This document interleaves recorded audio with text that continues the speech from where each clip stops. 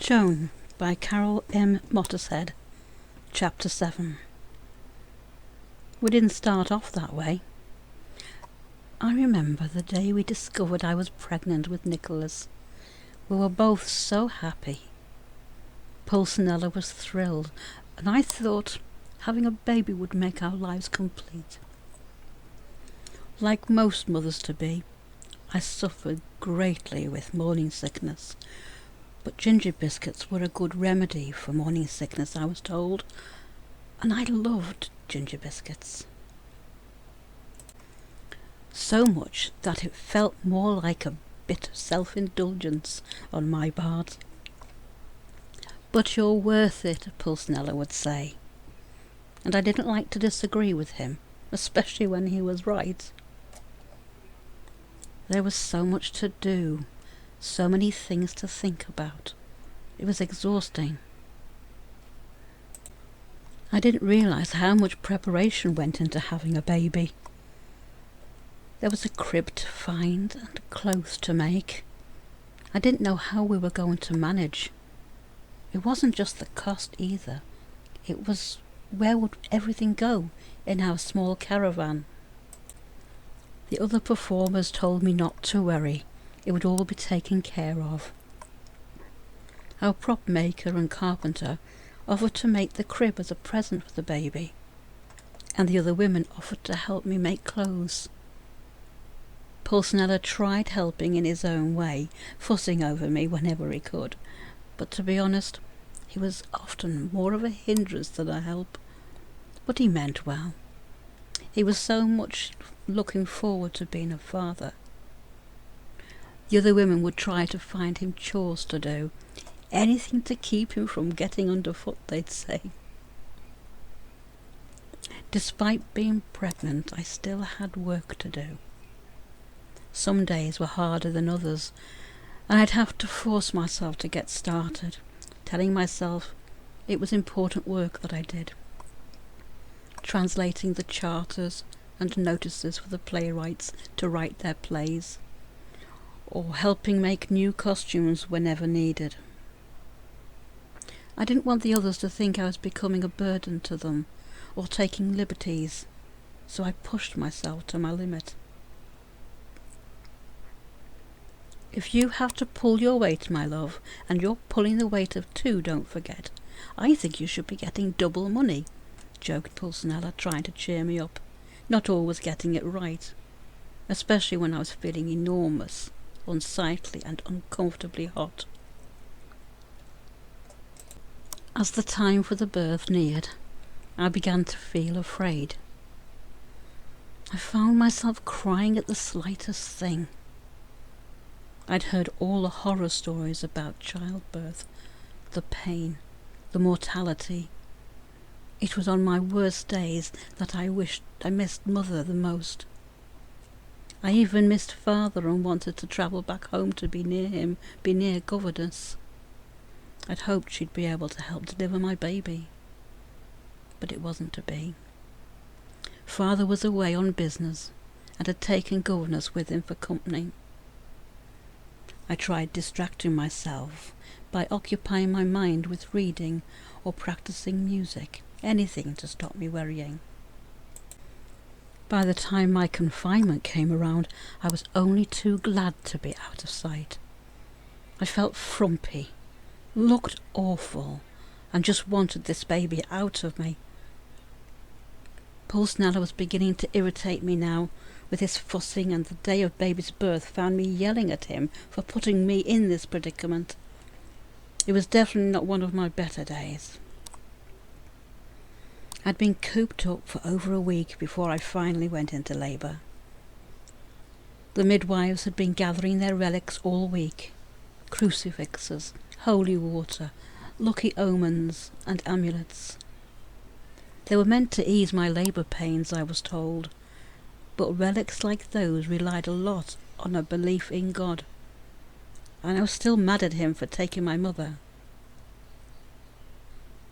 I did find, though, that imagining Mother, remembering her face smiling down at me as she gently brushed my hair 100 times, calmed me down. and I breathed more easily. Somehow the pains didn't seem to hurt as much, which pleased the midwives. "Whatever stops the screaming, keep it up," they laughed. Pulcinella wasn't allowed inside the room. Women only, the midwives told him. I could hear him pacing up and down on the other side of the door, occasionally knocking on the door to ask if anything was happening yet. Then when the baby did finally arrive and gave an almighty cry, Pulcinella could wait no longer. He pushed open the door, and despite the women trying their best to keep him out, he was having none of it.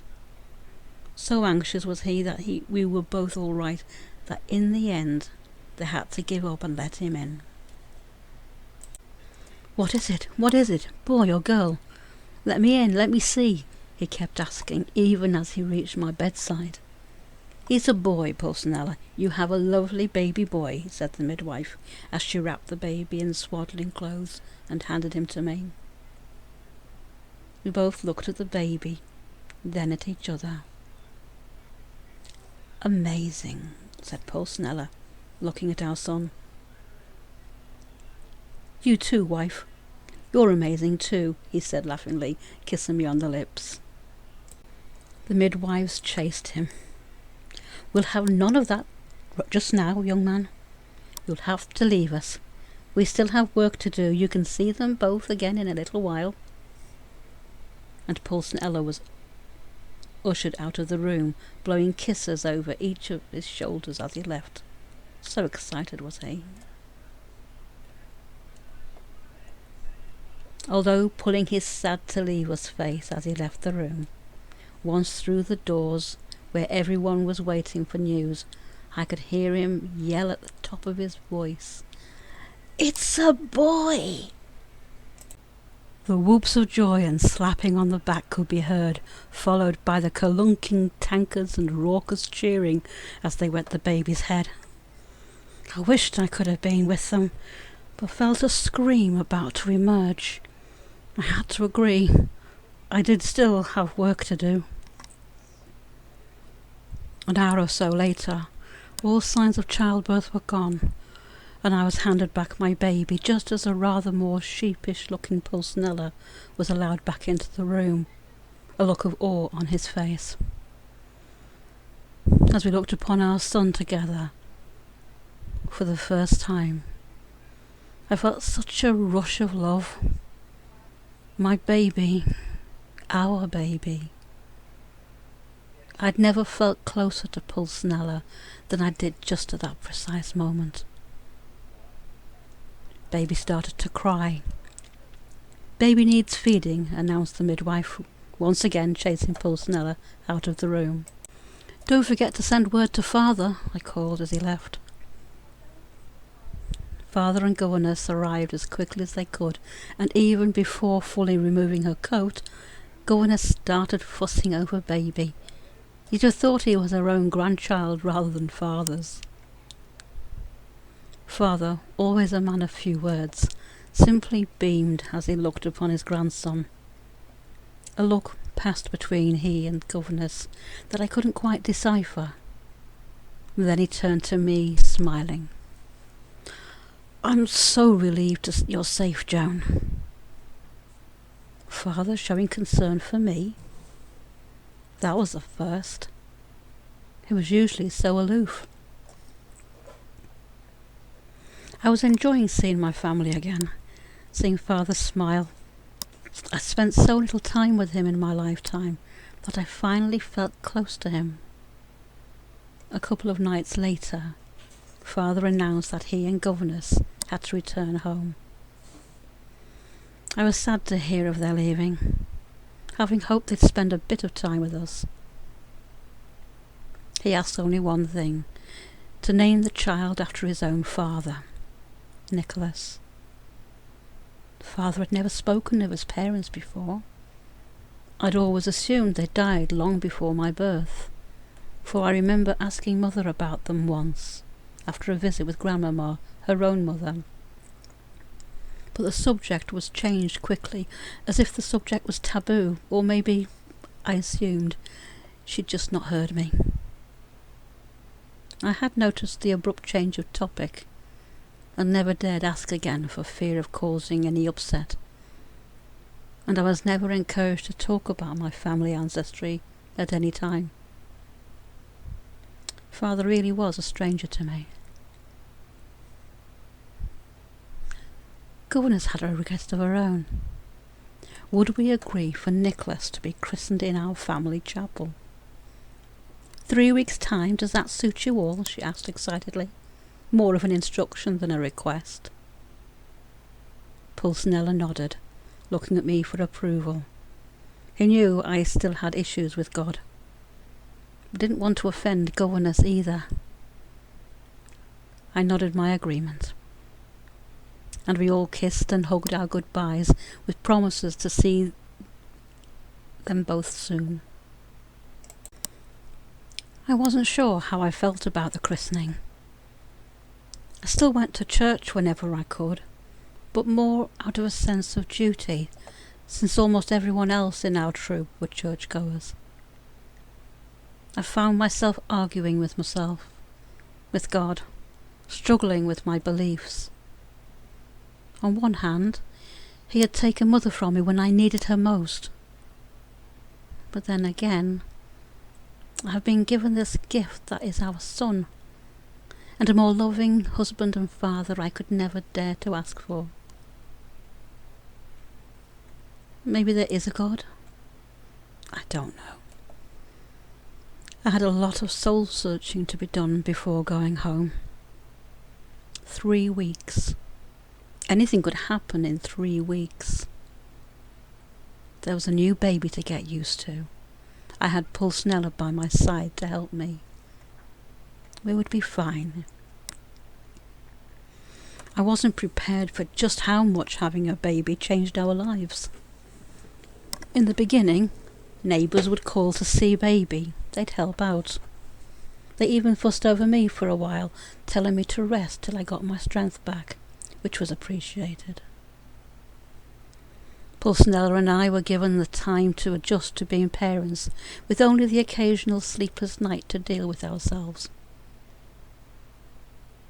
On nights that a neighbour was tending baby, Pulcinella would think his luck was in and get a little bit frisky. "Let's have another," he'd grin cheekily and kiss me, but I always gave the same answer. "Not while I'm feeding baby. You know it's not allowed." He teased me by suggesting that maybe we should get a wet nurse.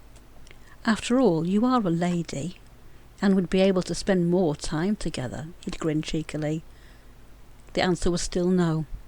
I think it was probably the first time we really disagreed about anything. The changes between us were small things at first. With a new baby in our home, Pulcinella had to learn to share my attentions. He'd been an only child, used to having his widowed mother's full attention. When she died and he recovered from his own injuries, he found himself alone for the first time, and soon after joined Commedia dell'arte as a travelling actor, probably to enjoy the applause and appreciation from the crowds. I could empathise with that, for I too loved the attention.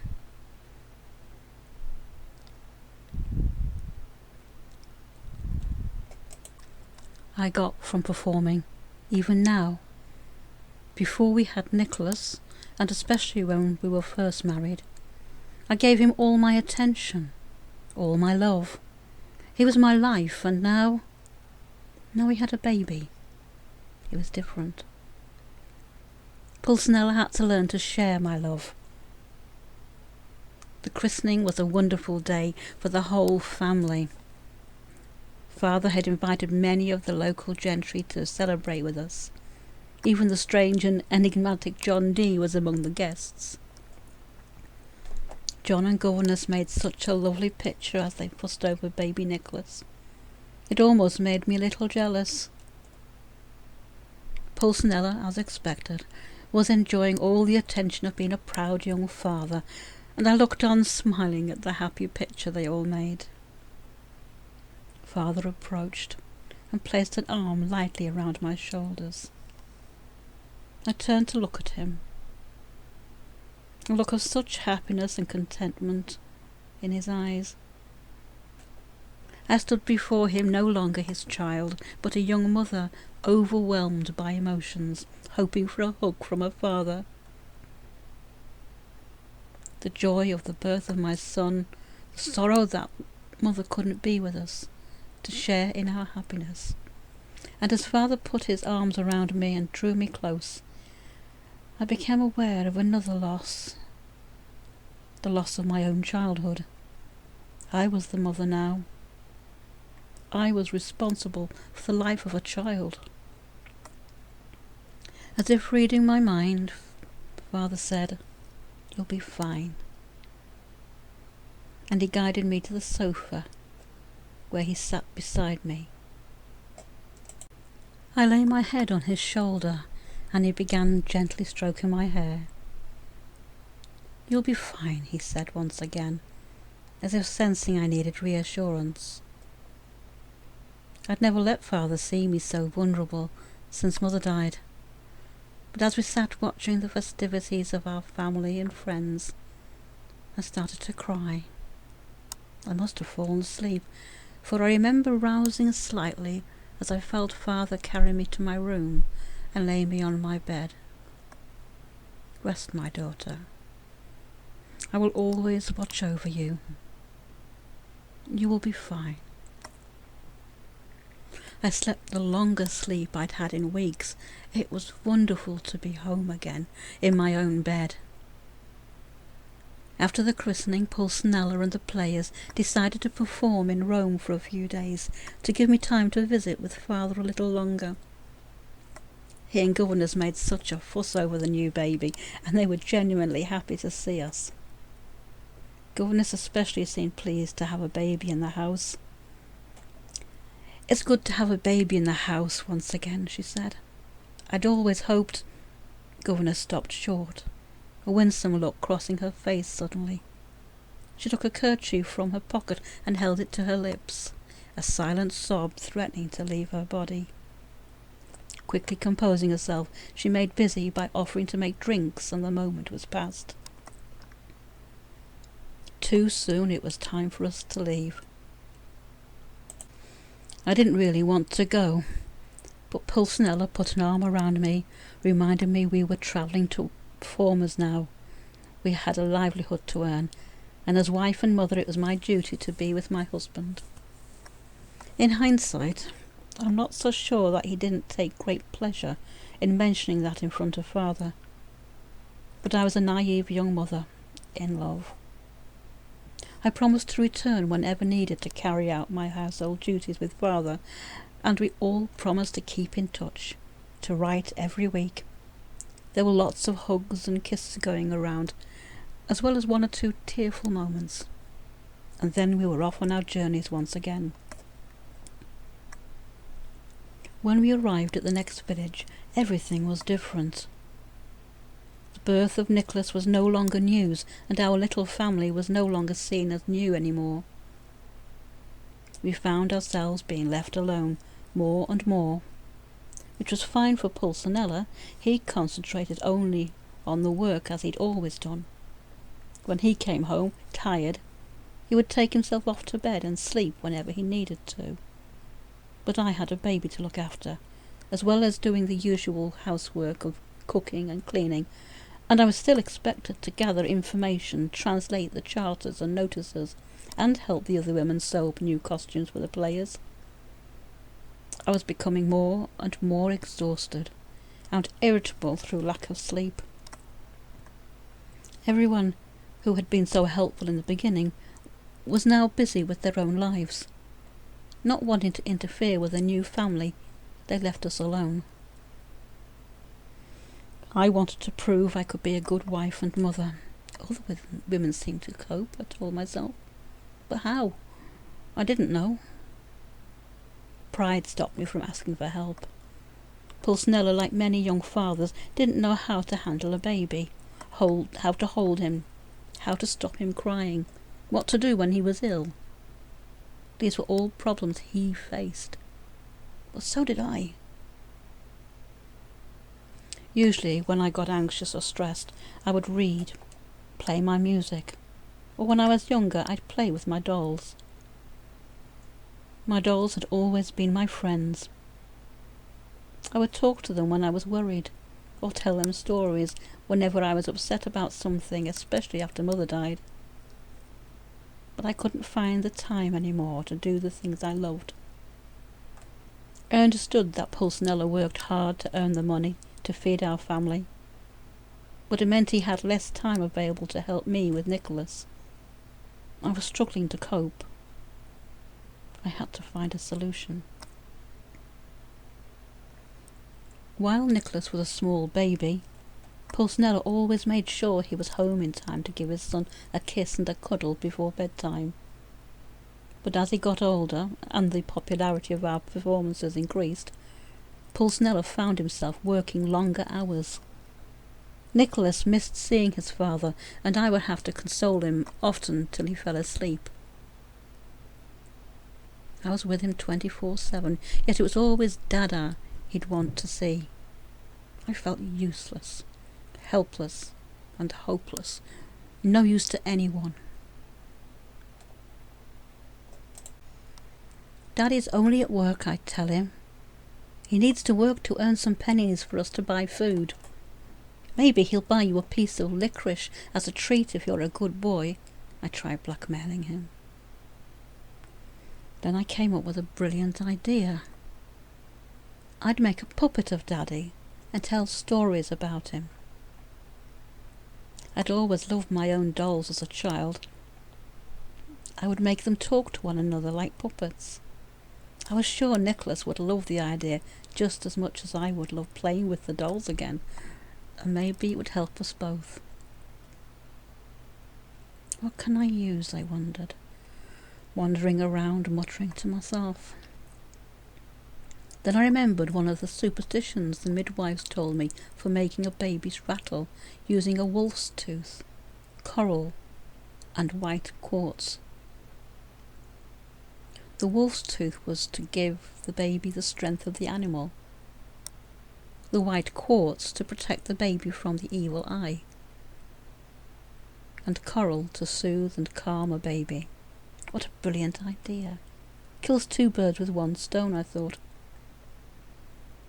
I still had the cocodrilo tooth that Pulcinella gave me, and that would do for a head. The creature was still very powerful, and the tooth was hollow, so I could put some rice or poppy seeds in the tooth to make it rattle. It would sound like Daddy bringing home the coins. But what else? Yes, I have a piece of white quartz that I'd found when we journeyed back to Father's home for the christening.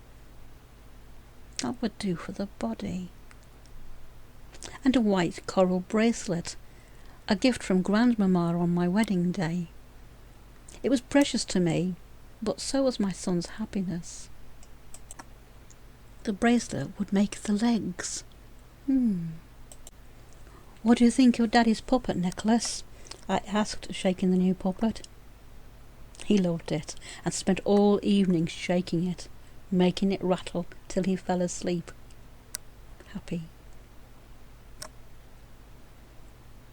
At first I would create stories about Pulcinella being silly, rattling and bringing home the pennies. Then I added a puppet of a baby, of Nicholas himself, and they'd play together before bedtime, sometimes playing peekaboo, sometimes hide and go seek. Sometimes they'd fall out, always making up before bedtime, leaving Nicholas happy enough to sleep well. And one day the two puppets fell out completely, and nothing I could say would persuade he or his father to make up. So I made a puppet of myself. I was able to get Nicholas to talk to the puppet and tell me what was bothering him. I found we could resolve conflicts between Nicholas and his father through the puppets. It was having a valuable cathartic effect on Nicholas and for myself. As time went on, Nicholas and I came to love our bedtime puppet stories. It became our special time, our alone time together. Pulcinella stopped rushing home to be with us as family. I was concerned that he was missing out on so much of baby's first times, but his excuse was always the same. We need the money. On the occasions he did spend time with us, he would try making Nicholas laugh by rocking him in his arms, swinging him high in the air, as if he was going to throw him out of the window. Nicholas laughed, of course, but then babies laugh when they're enjoying themselves, and they laugh when they're afraid. I laughed the first time he did it, when Nicholas was a small baby. But as Nicholas got older, bigger and heavier, Pulcinella no longer rocked baby in his arms. He threw him higher and higher, tossing him into the air. He even used it once in a performance. He tossed Nicholas to one of the other actors, who caught him, thank goodness, which made the audience laugh, but I was afraid for my child's safety, and refused to let him do it again. It was our first argument. I'd never liked confrontations, and I would never show Pulcinella up in front of public by arguing with him in front of anyone. But I was adamant Nicholas must not be put in danger. Pulcinella wasn't pleased at having to tell the other actors that the sketch was out of the show, and he petulantly stopped talking to either of us.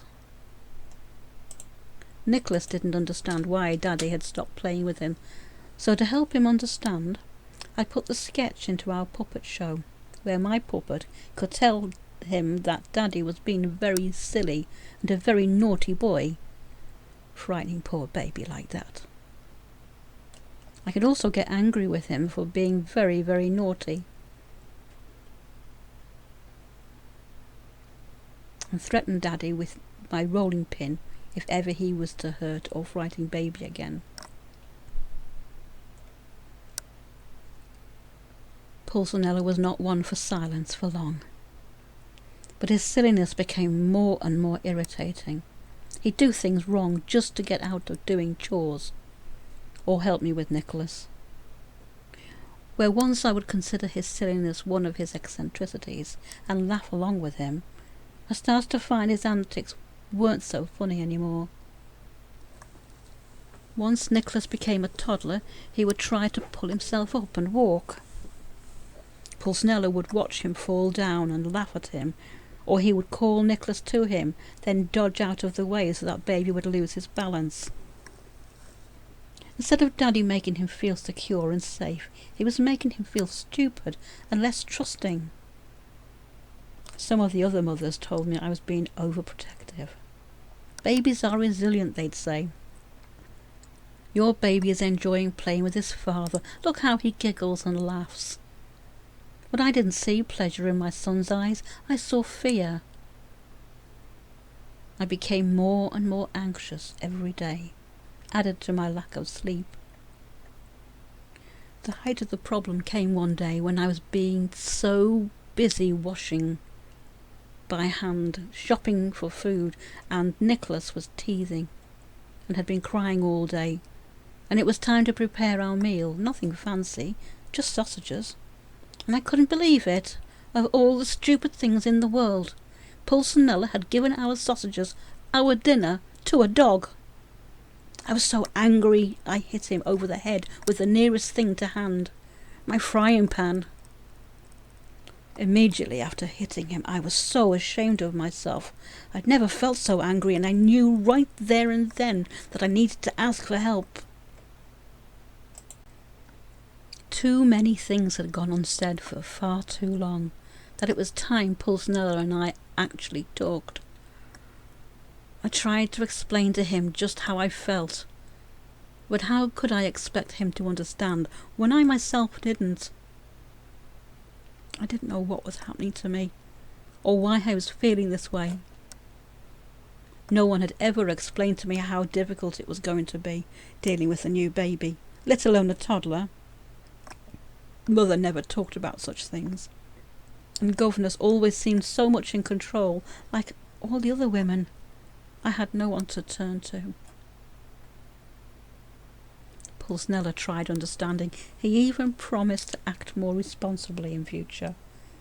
But that would be like asking him not to breathe. I knew he'd never really change, and in all seriousness, I wouldn't want him to. For it was his cheeky ways that had first attracted me to him. After some considerable thought, he did suggest we hire someone to help out. "A lady's maid for Dame Joan," he said jokingly, trying to tease me out of my serious mood. He explained that the plays were successful right now. The French loved our shows. We could afford it. It was such a relief to have talked at last.